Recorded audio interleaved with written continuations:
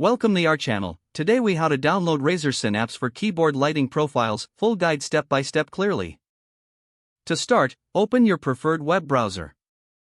In the address bar, type Razer Synapse download and press enter. Look for the official Razer website link in the search results.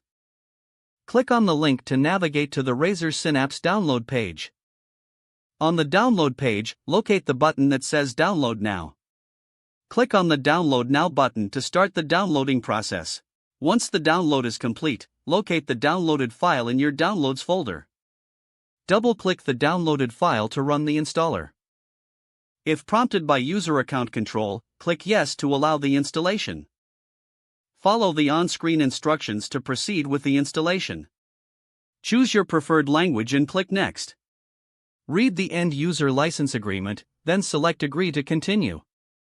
Select the installation location or leave it as the default setting. Click Install to begin the installation process. Wait for the installation to complete, this may take a few minutes. Once the installation is finished, click Finish to exit the setup. The Razer Synapse application should automatically launch. If it doesn't, you can find it in your Start menu or on your desktop. Sign in with your Razer ID or create a new account if you don't have one. Once you're logged in, you will see the Razer Synapse main dashboard. Connect your Razer keyboard to your computer if you haven't done that yet. Your keyboard should appear in the Razer Synapse dashboard. Click on your keyboard to access the lighting and other settings. To create a lighting profile, navigate to the Lighting tab. Here, you can customize your keyboard's lighting effects and colors. Select your desired lighting effect from the available options.